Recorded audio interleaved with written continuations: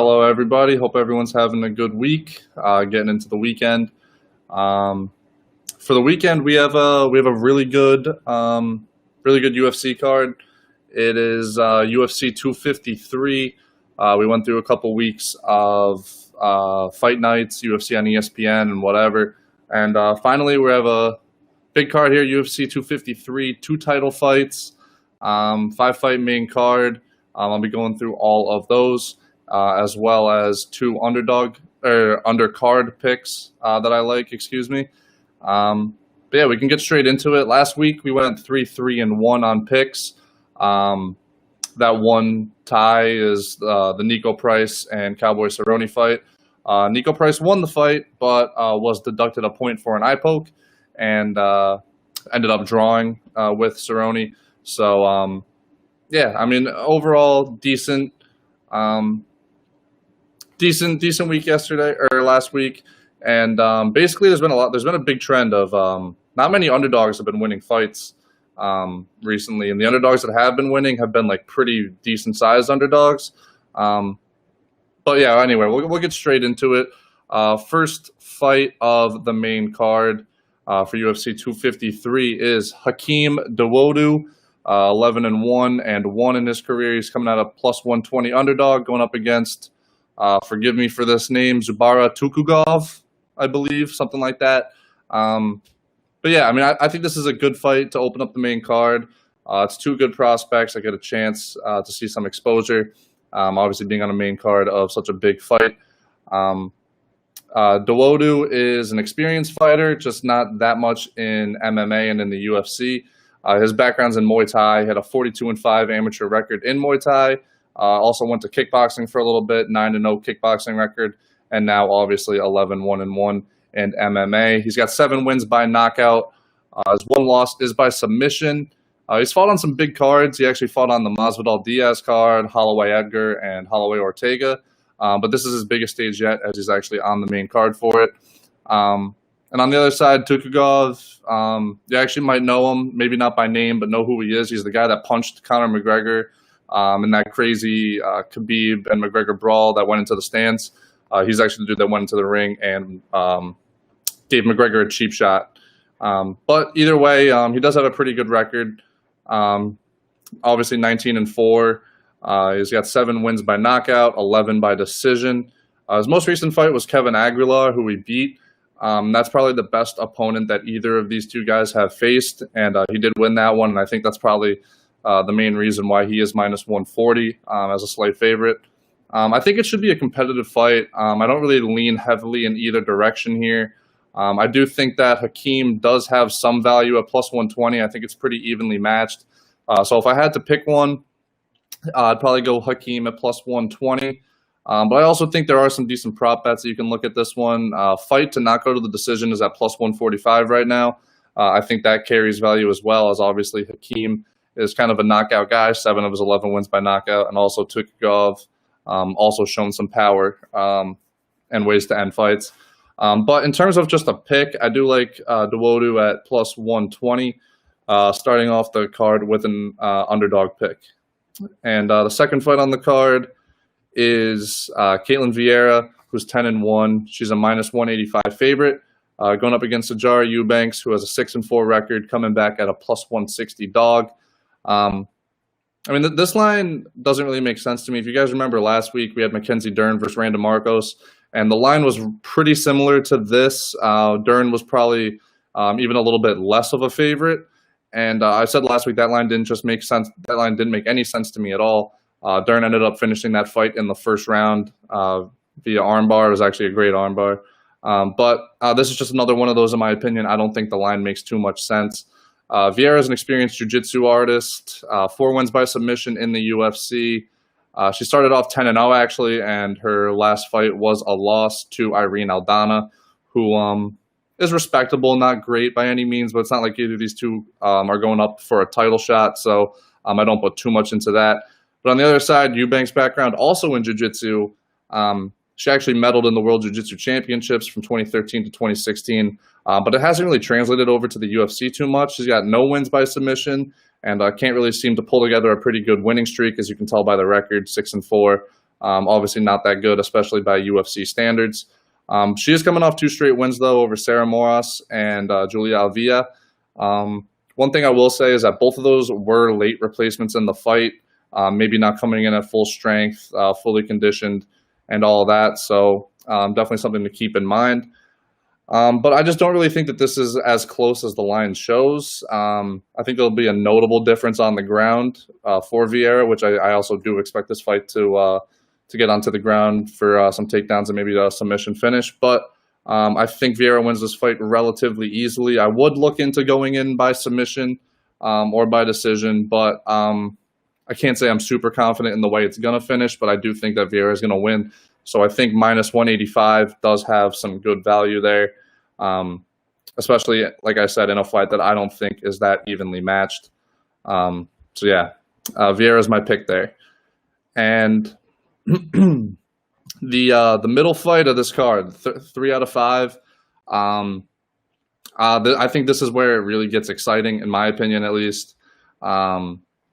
KaraFrance is one of my favorite fighters at flyweight, along with Brandon Moreno. His nickname is Don't Blink, so that should go into say what type of fighter he is. He actually does back it up a little bit. But pretty much KaraFrance is an absolute dog.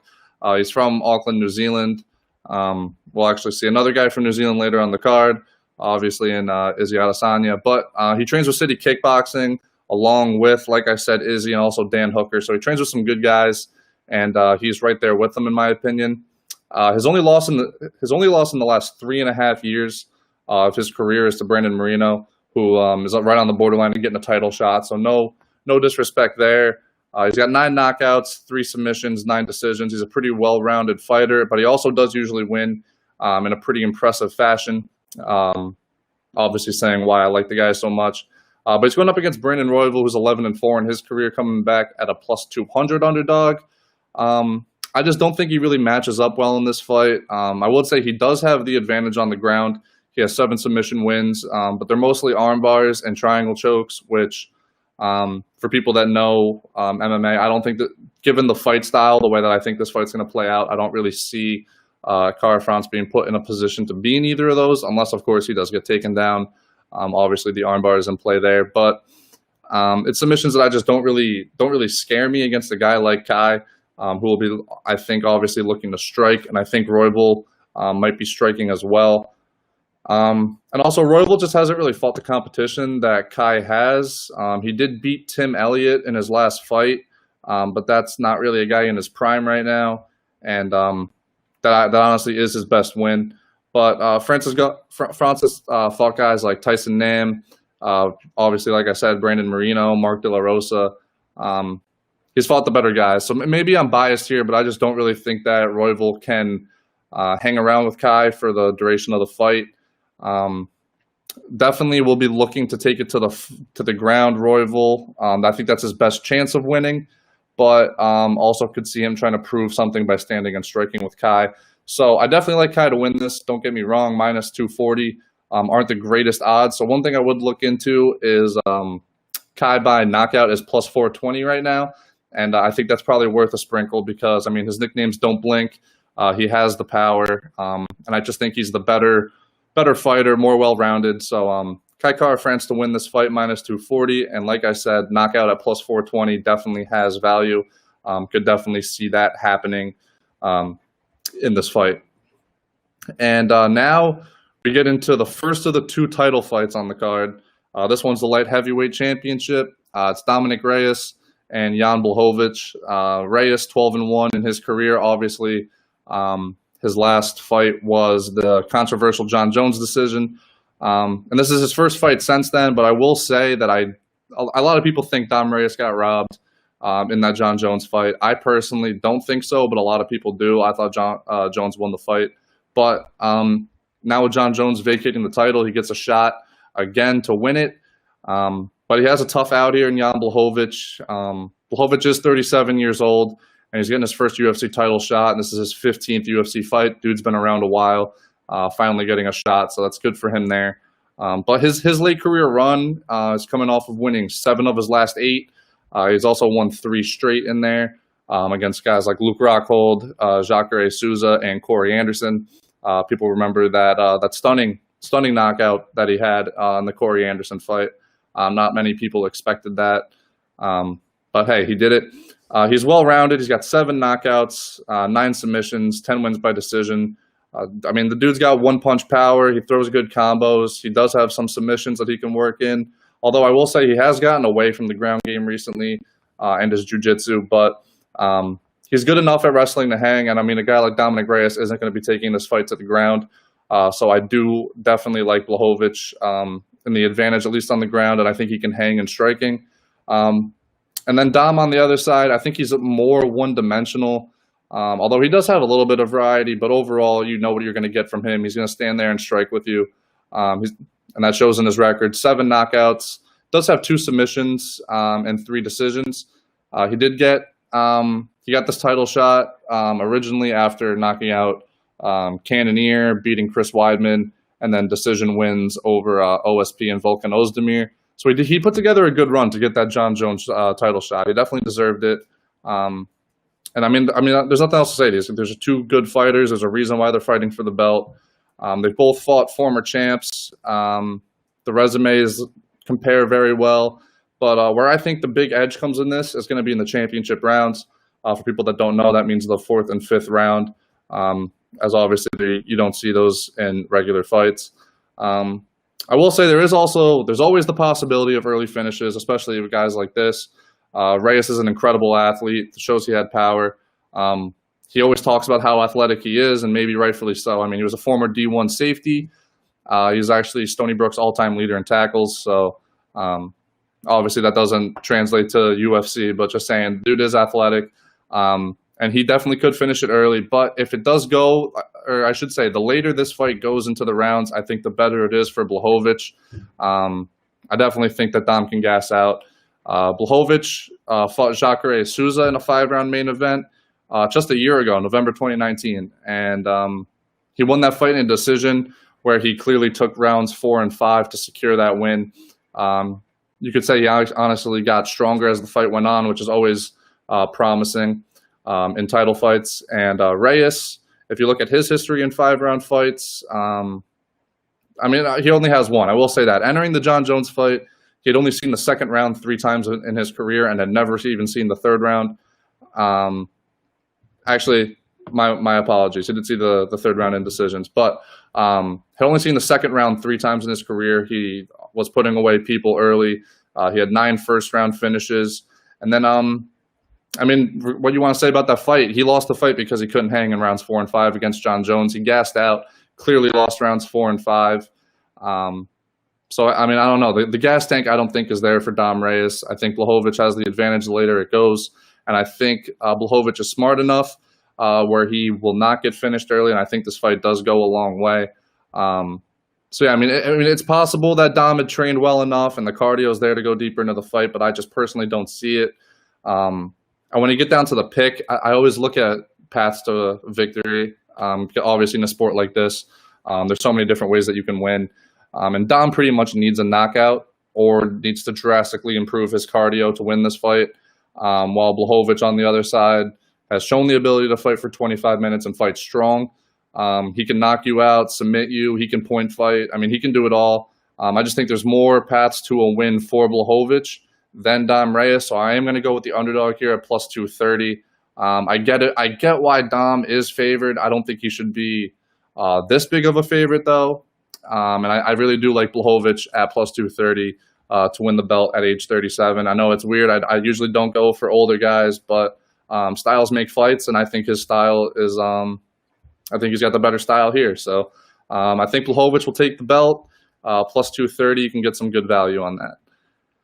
And then we get into the main event, Israel Adesanya versus Paulo Costa, the middleweight championship title fight. I mean, people in the MMA community, or not community, like fans on Twitter and everything, people have very strong opinions on this fight, I'll say. People either think Adesanya is a bum and there's no way he stands the Costa, or people just think it's the other way around. I personally just think this is going to be a great fight. It's 2 undefeated fighters going at it for a belt. Obviously, that alone makes it a pretty enticing fight. But for people that don't know, Adesanya was pretty much a breath of fresh air for the sport. He joined the UFC in February of 2018, and then less than a year and a half later, he was interim champ. Obviously went on to unify the belt and now has defended it. So Adesanya, nicknamed the Last Stylebender, awesome nickname. He's a credentialed kickboxer, excuse me. Actually had a 75-5 record in kickboxing, so 80 professional kickboxing fights.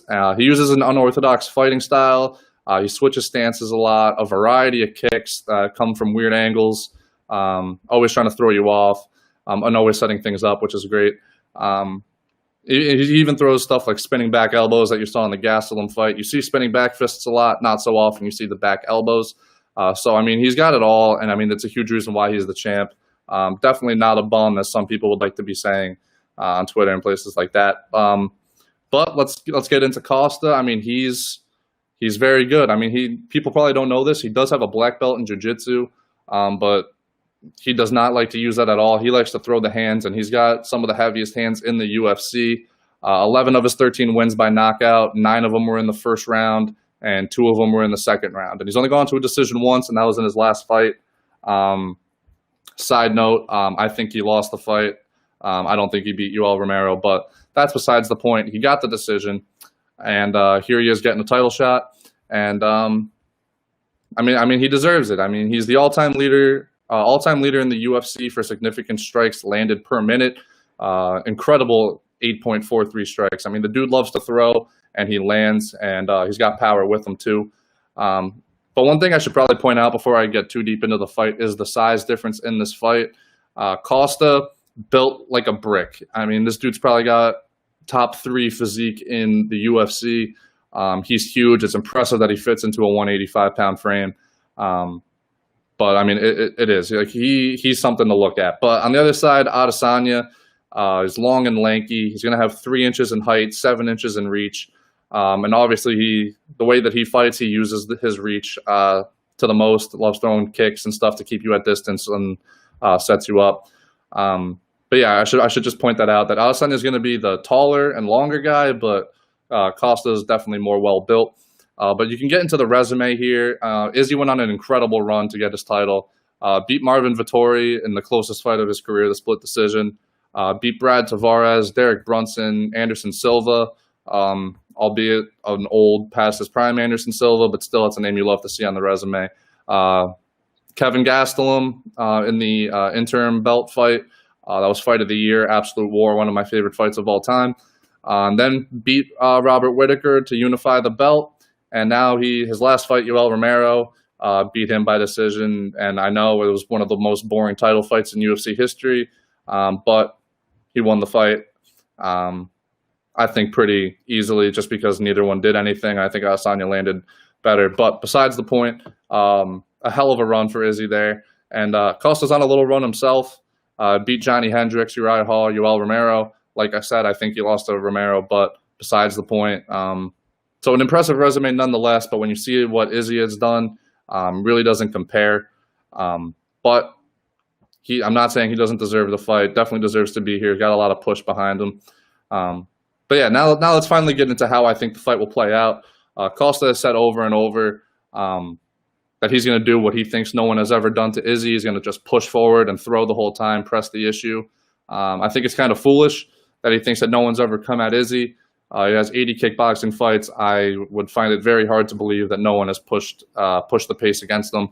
But regardless, hasn't really seen it in the UFC. So I don't know. Maybe he's onto something there. But Costa should be pressing forward, advancing for the majority of the fight. At least that's what he says he's going to do. We'll see how that works after a round or two. But anyway, like Adesanya, it's kind of the same thing as the last fight. I think the gas tanks really come into a factor here. Costa's first time in the third round was his last fight. I mean, he was knocking everyone out. First fight in the third round. Was that Yoel Romero fight where he slowed down in the third round pretty noticeably, and I think that's obviously concerning for a dude that can't go 3 strong, and now he's going to be asked to potentially go 5 strong if he doesn't get that early finished. Because because don't get me wrong, I do think that Costa is going to come out throwing and try to finish this fight early, which might not be strong in the grand scheme of things. But I don't know. We'll see. Now we might have to go to the 4th and 5th round. Maybe he has it in him, maybe not. I don't know. But for Izzy, we can be sure that he can do it. He went 5 rounds against Romero. I know there was no output, but still. He went 5 rounds against Gastelum and then an absolute war. So that's obviously pretty good to see there. And he also beat Brad Tavares in a 5-round decision. So, I mean, he's gone the distance a handful of times. He's shown he can do it. Doesn't seem to slow down too much. So I definitely think, like the last fight, the longer this fight goes, I think Adesanya has more and more of an advantage. And honestly, in terms of how these guys can win, I think it's very similar to the last fight too. I think Costa is going to need a knockout to win this fight. Could he win a decision? Maybe, but I don't expect there to be a lot of grappling. So can he outbox Izzy and out-kickbox Izzy? I don't know, maybe, but I think pretty much the only way that he's going to win this fight is by knockout. Meanwhile, Izzy doesn't have the heaviest hands, but has shown knockout power, can hurt you, and then finish you off. He can grind out a decision win. I don't know. I just really don't see Izzy losing this fight. I think he's more tested, more experienced, more polished, more well-rounded, and I just think he's overall more well-fit to win this fight. So I think Izzy at -170, -175, whatever he's at now. I like the line. I think he should win. But also, there's one every week where I think this might just be a fight where you don't bet on because you already have interest in it. You just want to see what happens. You don't want to be biased because it should be a great fight. But if you are going to bet on it, Adesanya -170. I just think he's a little bit different. And he's a tough guy to train for. I probably should have got into that. But with how unorthodox he is, he's a tough guy to train for. We'll show you a lot of things that you haven't seen before. So Adesanya to retain the belt, -175 is my pick for this one. And that'll cap off an incredible card. I will give out 2 underdog picks, undercard picks, excuse me. And it's William Knight +145. For people that watch Dana White's Contender Series, this guy was on it just a couple weeks ago. Huge guy, and has incredible power. He was going up against more of a wrestler, and the dude shot for a takedown, and William Knight started landing elbows in the clinch and knocked him clean out with, I think, just 1 or 2 elbows. So he has the power to finish fights. I'll always take that at +145, especially in lower level matchups. So I like him there. And then Kadis Ibrahimov, I believe it's pronounced. I know I can never pronounce these guys' names, but -155 versus Danilo Marquez. Nothing crazy to point out here. I just do think that Ibrahimov's a better fighter. Just think he'll win this, and I think he should be a bigger favorite than -155. So those are my 2 picks there. So, yeah, I mean, 7 picks for this card. It should be an absolute banger of a card. Obviously, after this, we have UFC 254 coming up, where Khabib will be putting his title on the line. But obviously, we will have some UFC fight nights and UFC Vegas, whatever, in between them. But yeah, I mean, they're back on Fight Island. I'm happy to see it. They had a great run out there, a lot of good fights in the first run at Fight Island. So this is a great card to come back to. 2 title fights. It's going to be weird to see a guy not named John Jones at the top of the light heavyweight rankings, but we're going to see it nonetheless as he's moving up to heavyweight. But like I said, I think this is a very good card from top to bottom. Even the guys that you might not know their name are going to have some pretty good performances. You should see a lot of competitive fights. So yeah, I mean, that's all I got for you guys. I'm looking forward to this a lot. I'm sure you guys are too. Otherwise, you wouldn't be here listening anyway. But yeah, that's all I got for you guys. 7 picks.